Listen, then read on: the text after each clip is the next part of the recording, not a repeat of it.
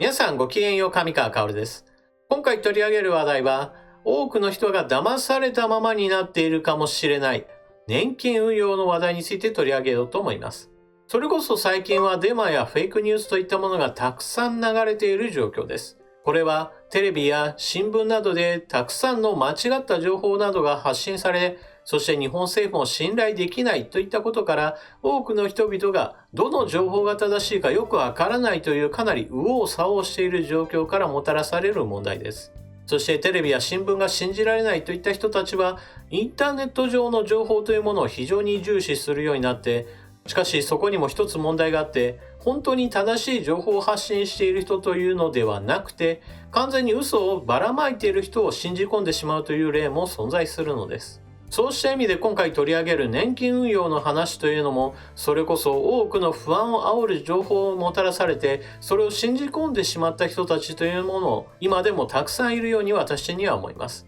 しかし、そのような間違った情報に基づいて判断するということが、それこそ年金の話ですから、その人の人生を大きく狂わせてしまうかもしれません。それでは年金が現在どのように運用されているのか、その実態を知って、もしも騙されている人がいれば、今回の動画で目覚めてほしいと思います。それでは関連ニュースをどうぞ。GPIF 運用資産は過去最高177兆円、収益率 6.29%、10-12月期。世界最大の年金基金、年金積立金管理運用独立行政法人GPIF の2020年12月末時点の運用資産額は177兆7030億円で、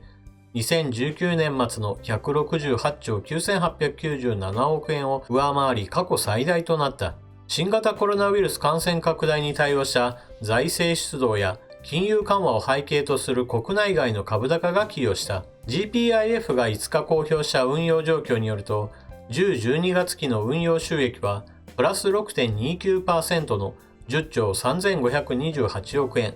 3四半期連続のプラスで、収益率としては過去4番目、収益額は3番目の高水準となった。昨年12月に日経平均株価が29年ぶり高値を更新し、アメリカ主要株価指数が過去最高値を記録するなど、内外株式の収益を押し上げた。株式の収益額は国内で過去最高。外国は過去2番目の高水準だった。自主運用が始まった2001年度からの累積の収益率はプラス 3.37%、収益額は85兆3011億円。運用資産の構成比は外国債券が過去最高の 25.71% と目標を上回った一方、国内債券は9月末時点の 26.61% から 23.64% に低下した。リスク管理強化のため、今年度から公表を始めた国内外を合わせた構成比は、株式が 50.64% と債券の 49.36% を上回った。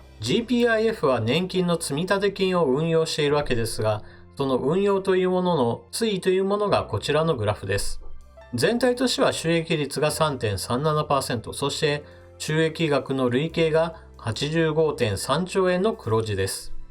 ただし資産運用をしているからには必ずのように常に右肩上がりとはいきません。年月があればその中にはリーマンショックやコロナショックといったようないわゆる暴落といったものもあります。そのような時には株式資産は大きくダメージを受けるわけですが、しかしそのようなものがあっても長期的な運用を行うことによって黒字というものが伸びている状態です。そしてこちらは資産の運用額ではなく収支のグラフです。青く塗りつぶされている部分が利子や配当収入の部分であり、利子配当収入というものが累計で39兆5730億円にもなっています。なお配当というのはどこかの会社の株を一口持っていたとして、その株に対する配当額というものが少しずつ増配によって伸びていくことも含みます。ですから長期で持つということが安定的な収入をもたらすこととなります。そして全体の半分は債券が占めているわけですから、この債券というのは株式市場でたとえ暴落が起こったとしても、その間も利子はずっと入ってくることとなります。つまり資産を様々な分野に分散させているということが全体のリスクをコントロールすることにつながっているのです。補足情報としてのグラフはこれが最後です。資産がどのように運用されているかを示すグラフで、株式が 50%、債券が 50% になっています。そして株式も債券もそれぞれ国内と外国に半分ずつという形になって、それぞれリスクの分散に役立っています。まず最初に結論から言っておきますが、年金運用は非常に手堅く推移しています。この背景としてあるのは、まず第一にコロナバブルがあります。現在は新型コロナウイルスによる打撃というものが非常に広く浸透していますから、これに対策しなければならないとして、中央政府も中央銀行も世界各国で大量のお金を放出しています。ですから、そのようなお金を元にしてどこで運用しようかという話になった時に、株式市場に流れ込んでいるお金というのも非常に大きいのです。私はこれをバブルだと呼んでいるわけですが、それはなぜかといえば、それは実体経済との乖離が非常に大きいからです。新型コロナウイルスの被害が大きいから今大量にお金を出している。そして一方において足元の経済というものは傷んでいるわけですから、その乖離というものが非常に激しいわけです。そして新型コロナウイルスによる被害が収まってきたら、今度は経済対策も徐々に縮小するわけですから、お金の流れが徐々にスピードダウンしていくわけです。これによってバブルがいずれ解消されるだろうとは思います。とはいえ、この話を聞くと、じゃあなんだ今はそのバブルによってこの年金運用もうまくいってるに過ぎないのかと思われるでしょうが、今回ご紹介したように年金運用というのは別に株だけでやっているわけではないというのが非常に重要なポイントです。全体の半分が債券ですから、別に株式市場が大暴落をしたとしても、配当金やもしくは債券がもたらす利子などは着実に入り続けることとなります。そして株について言っても、長く持っていればそれによって増配などもありますから、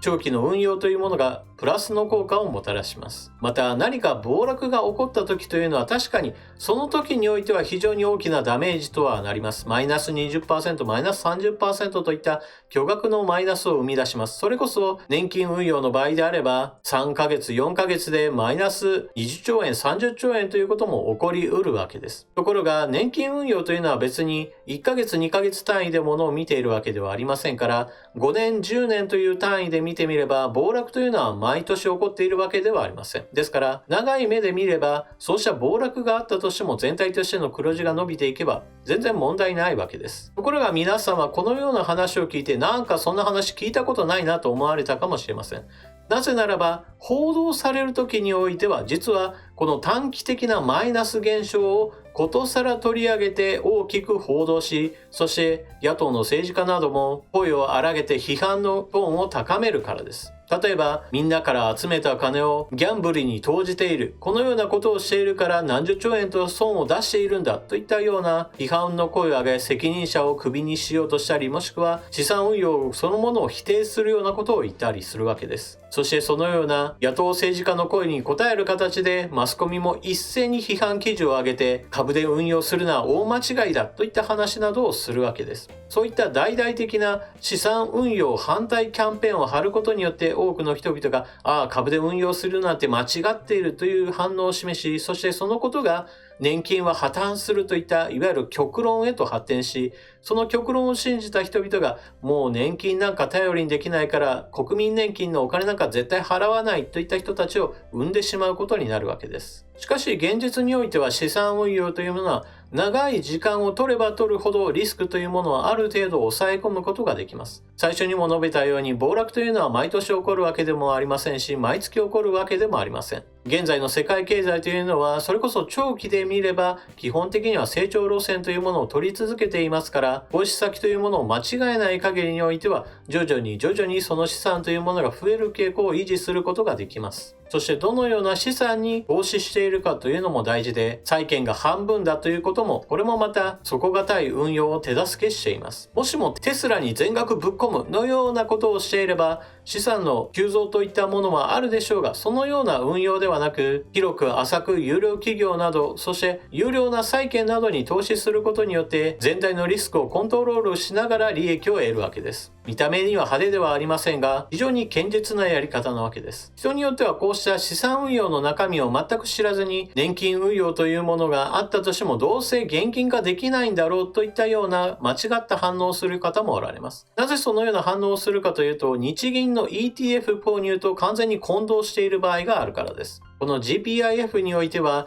資産配分の目標というものがそれぞれ決まっていますから、例えば株がものすごく大きくなってしまったら、リバランスとして手持ちの運用額というものを調整するために利益確定を行い、他の債券などに振り分けることがあるわけです。また年月が進行していけば、債券や株からの配当や利子収入というものがあるわけですから、ここからさらに再投資するという方法でお金をさらに増やしていくことができるわけです。ですから年金運用というものはあくまでも名簿上でお金が増えているだけで全く収入をもたらさない、そして資産を全く売っていないのだから意味がないといったような批判をする人というのは、こうした実態というものを全く知らないということを自ら告白していることになります。一方でこうした年金運用がうまくいっていますよという話を聞いて、全く別の意味での批判をされる方がいます。それは、こんなにうまくいっているんだから今の年金給付をもっと増額してくれというお話です。こうした批判に対しては、この年金運用が一体何のために行われているのか、そういった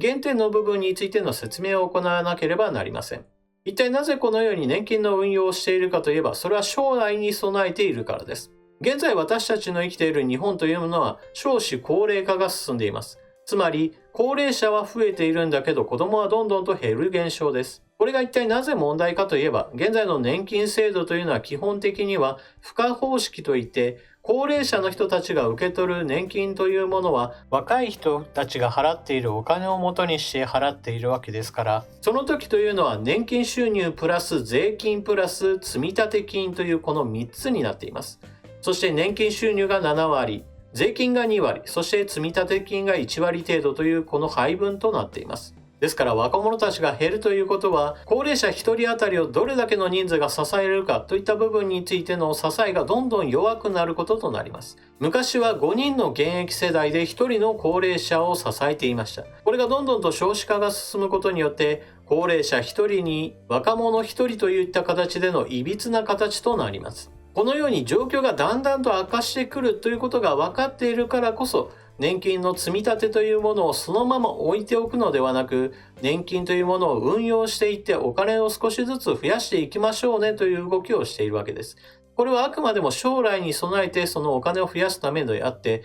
運用がうまくいっているから今の人たちにボーナスとしてどんどん配っちゃえといったようなことを目的とはしていないのです。そしてこの説明からも気づいた方はおられるかもしれませんが、年金がなぜ破綻しにくいかという部分についても今私が話したことに一つヒントがあります。それは年金の給付についての仕組みで、現役世代から入ってくる年金収入だけではなく税金も入っているということが一つのポイントです。将来においては少子高齢化がさらに進んでいって、どんどんと年金を払う人たちというのが減ってきて、受け取る側の人数ばかりが増えてくることになります。ですからそれによって年金が破綻してしまうのではないかという恐怖をもたらすわけですが、しかし税金が入るということを前提としている以上、国家が税金投入をやめない限りはこの制度そのものは破綻しようがないのです。しかし問題はもちろんあります。それは支給開始年齢の引き上げです。年金の支給開始年齢が60歳から65歳、65歳から70歳へと進んでくれば、それこそ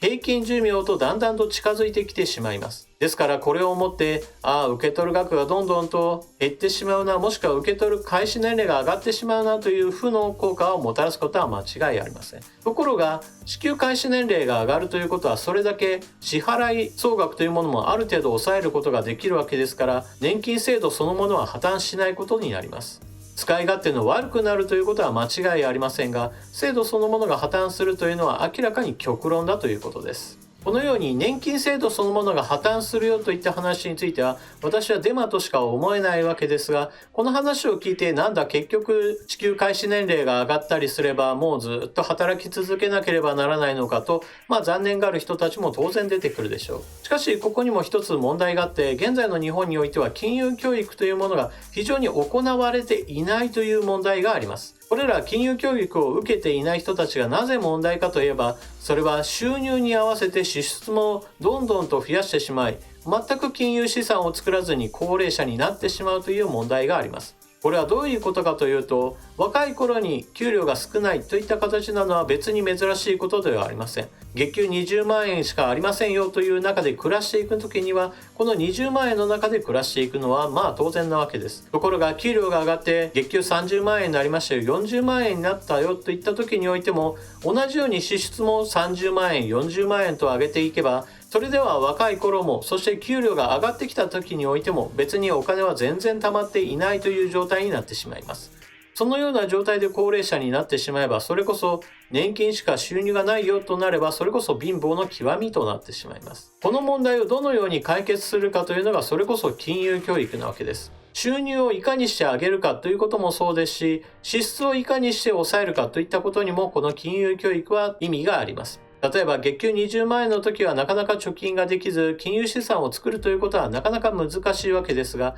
収入そのものを増やして月給30万円になった時に、支出を25万円に抑えて5万円ずつ毎月貯めていくようなことができれば、十分にお金というものは増えていくわけです。そしてそのお金の貯め方というのも、ただ単に現金を置いておくだけではほとんど意味はありません。なぜならば現代においては現金というのはほぼ増えないということが分かりきっているからです。それこそ銀行口座に預けていても利子は 0.01% 程度であり、100万円預けていても ATM の時間外手数料であっという間に消えてしまう程度のお金しか入ってきません。貯金をするのであれば、それは何かあった時の生活費何ヶ月分かを除けば、あとはもうひたすら金融資産を作っていくというのが金融教育の役目となります。じゃあ金融資産が一体何の意味があるかといえば、それは不労所得を作りましょうという意味です。高齢者になった時に何が問題かといえば、普通は年金だけで生活することはほとんどの人ができません。ですから、その他のプラスアルファの部分が必要なわけです。しかし現金を積み立てるだけではどうしてもただ単にお金がどんどんと減っていくだけですから、先々不安しかありません。しかし金融資産を作っておけば、その金融資産がもたらす不労所得によって生活というものを維持することができれば、先々についても大きな不安を抱える必要がなくなります。不労所得の代表的なものとして言えば、株主配当であったり債券による利子収入だったりします。その他にも不動産を所有することによる家賃収入なども不労所得にあたります。極論を言えば、現役世代に企業に雇われてお金が入ってくる人たちというのは、それこそ自分が働けるうちに金融資産というものを作り、高齢者になった時には公的年金と自分で用意した年金となる金融資産がもたらす不労所得によって老後の生活を成り立たせるというのが理想形なわけです。そしてこのような生き方のことを考えるときに非常に重要な情報があります。それは私も時々このチャンネルの動画で上げているのですが、未来について何をどうなるかといったところにある程度の知識を持っておくことが非常に重要です。例えば医療関係の技術というものは基本的には発展する方向にあります。それは新しい治療薬であったり治療法であったりします。それこそ昔であればがんが見つけることすら難しかったものが見つけられるようになったり、もしくはがんが見つかった後の治療成績というものがだんだんと伸びる傾向にあることは皆さんもご存知でしょう。それは未来においてはさらに劇的に改善される方向になるでしょう。なぜならば他の分野における技術の発展というものが医療分野にも大きな貢献をもたらすからです。例えば全く関係ないかのように思える半導体分野における技術発展というものは、その他の分野にも様々な効果をもたらします。例えば薬を作るといったところについて言っても、コンピューター上においてその効果をある程度シミュレーションするといったことも行われていますし、また新しい薬を作るといった時にコンピューター上である程度その組成というものをデザインすることなどにも使われています。ですから全く関係ないと思われるような分野における技術発展といったものが他の分野へと発展し、融合することでさらに発展を促進させる効果というものがこれからは様々な分野において行われます。そのことが一体何を意味するかといえば、それは多くの人々にとって健康寿命が伸びますよという非常に分かりやすい効果として現れることとなります。以前このチャンネルで取り上げたような老化細胞を除去するといった方法や、もしくはまだまだ研究段階ではありますが細胞のテロメアの再生なども将来的には可能かもしれません。ですから未来に絶望するのではなく、未来に何が起こるのかというのをある程度予測した上で、高齢者になって体にガタが来る前に、現役世代の間に不労所得を生み出す金融資産をしっかりと築いていこうという、そうした計画性を持つことが多くの人々にとって生きていく上での不安を取り除く考え方となるはずです。そういった意味ではデマやフェイクニュースに騙されないことが多くの人々にとっても重要なこととなるはずです。現在の世相としてはそれこそ不安を煽り立てる人の方がはるかに評価が高く注目を集めるわけですが、しかし一方においては本当にその情報が正しいのかといったところにしっかりと目を向けている人こそがこれからの人生をより豊かに生きられる時代だと言えます。皆さんは今回の話題を聞かれてどのようなことを考えたでしょうか。ぜひともコメントしていってください。それでは動画を最後までご視聴いただきありがとうございました。チャンネル登録していない方はぜひともチャンネル登録を、そして動画を見終わったら評価ボタンのクリックもよろしくお願いします。それでは次の動画でまたお目にかかりましょう。またね。